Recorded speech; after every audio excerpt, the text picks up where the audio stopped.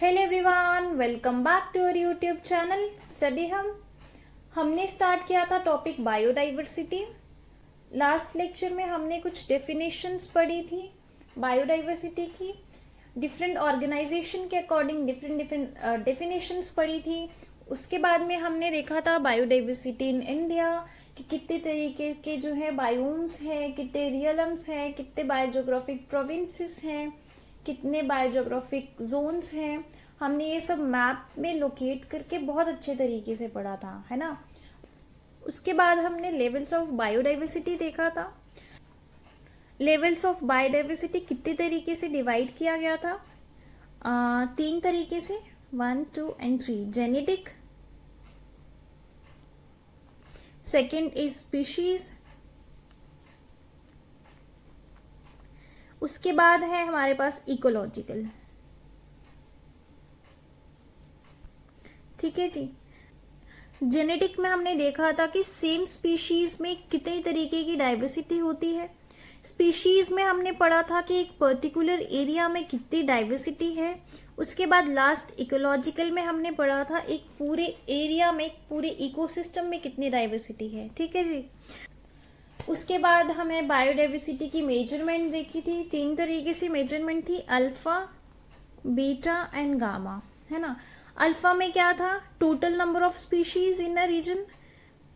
Beta में क्या था कि कितने यूनिक स्पीशीज हैं टू डिफरेंट इकोसिस्टम में। उसके बाद हमने देखा था ओवरऑल डाइवर्सिटी डिफरेंट इकोसिस्टम में। ठीक है जी। उसके बाद आज हम पढ़ेंगे इम्पोर्टेंस ऑफ बायोडाइवर्सिटी। सबसे पहले है हमारे पास इम्पोर्टेंस। अगर हम जनरली बात करें बायोडाइवर्सिटी हमारे लिए कितनी इम्पोर्टेंट है। Biodiversity is the variety of species. हम एक दूसरे के ऊपर डिपेंडेंट है, वेदर वो खाने के लिए हो,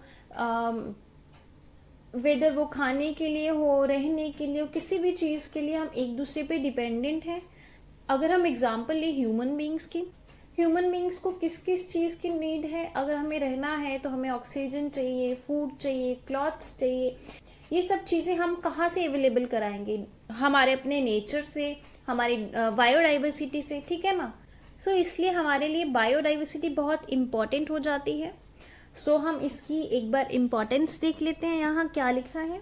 सबसे पहले है इकोसिस्टम सर्विसेज। इकोसिस्टम सर्विसेज क्या होता है? For example since the beginning nature ने हमें बहुत सारे बेनिफिट्स प्रोवाइड किए हैं और वो सारे बेनिफिट्स हमारे लिए फ्री हैं। फ्री की चीज़ों को ही हम अंडर एस्टिमेट कर देते हैं, उसको हम फॉर ग्रांटेड लेते हैं, उसका ओवर एक्सप्लॉइट करते हैं, ओवर यूज़ करते हैं। अल्टीमेटली एक दिन जब हम सफ़र करते हैं तो हमें रियलाइज़ होता है हमें इस चीज़ की नीड है, हमें इस चीज़ को प्रिजर्व करना है। जब हमें इस चीज़ का रियलाइज़ हुआ कि हमने इस अपने नेचर को प्रिजर्व करना है, फिर उसके बाद इकोसिस्टम सर्विसेज का कंसेप्ट आया। इकोसिस्टम सर्विसेज क्या होती है? सारे बेनिफिट्स जो हमें नेचर प्रोवाइड करता है और हम उनको अपने वेलबिंग के लिए यूज़ करते हैं, that is ecosystem services.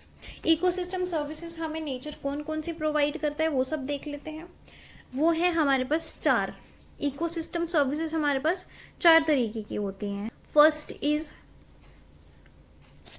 Supporting services, second provisioning services, third is cultural services, fourth is regulating services. ठीक है, ये 4 तरीके की सर्विसेज हमें नेचर प्रोवाइड करता है। सबसे पहले हम पढ़ेंगे स्पोर्टिंग सर्विसेज। स्पोर्टिंग सर्विसेज में हमारे पास आ जाता है nutrient cycling, soil formation, primary production. Supporting services जो है हमारे लिए बहुत ज़रूरी हो जाती हैं। क्यों हो जाते हैं? For the production of all other ecosystem services. For example हम लेते हैं कि स्पेस की ज़रूरत है हमें, है ना, for the maintenance of genetic diversity, तो हमें supporting services is very much necessary. उसके बाद आ जाता है हमारे पास provisioning services. Provisioning means to provide something, कि नेचर हमें क्या क्या चीज़ें प्रोवाइड करता है। फॉर एग्जाम्पल हमारे पास फूड प्रोवाइड करता है, fresh water, would and fibre, fuel, ये सब चीज़ें हमें नेचर से प्रोवाइड होती हैं। उसके बाद है हमारे पास रेगुलेटिंग सर्विसेज। रेगुलेटिंग सर्विसेज में हमारे पास आ जाता है climate regulation, flood regulation, disease regulation, water purification, ये सब चीज़ें रेगुलेटिंग में आ जाती हैं। हम एग्जांपल ले लेते हैं फॉरेस्ट एरिया की। ठीक है जी। फॉरेस्ट एरिया हम अपने बेनिफिट्स के लिए कट करेंगे। फॉर एग्जांपल हमें ज़रूरत है कोई रोड्स की, हमें ज़रूरत है रेलवेज ट्रैक की। अगर हम डिफॉरेस्टेशन करेंगे तो कार्बन डाइऑक्साइड हमारे नेचर में इंक्रीज़ हो जाएगा। इंक्रीज़ होगा तो क्या होगा, ग्लोबल वार्मिंग बढ़ेगी, है ना। ग्लोबल वार्मिंग बढ़ेगी, ग्रीन हाउस इफेक्ट बढ़ेगा, है ना। सी लेवल इंक्रीज होगा, और क्या होगा, क्लाइमेट, उसकी वजह से क्लाइमेटिक चेंजेस आएंगे। ये सब प्रॉब्लम्स जो है इन फ्यूचर हमें देखने को मिलेंगी। इसीलिए इकोसिस्टम सर्विसेज का एक कंसेप्ट लाया गया। उसमें इस कंसेप्ट में क्या है, रेगुलेटिंग सर्विसेज, कि हमें हर एक चीज़ को अच्छे तरीके से यूटिलाइज करना है। ये सब चीज़ें रेगुलेशन में आती हैं। उसके बाद है हमारे पास कल्चरल में क्या है, कल्चरल में एस्थेटिक है, स्पिरिचुअल है, एजुकेशनल है। उसके बाद है ये कुछ डायग्राम है कि प्रोवाइजिंग में हमारे पास क्या क्या आता है। बायोमास फॉर एनर्जी, फूड है, ड्रिंकिंग वाटर है, वाटर फॉर यूजेस है। उसके बाद वुड, फाइबर, जेनेटिक सोर्सेज, ये सब प्रोवाइजिंग सर्विसेज के अंडर आता है। कल्चरल में हमारे पास ग्रीन रिक्रिएशन आता है, नेचुरल हेरिटेज है, symbolic value, science and education, ये सब कल्चरल में आएगा।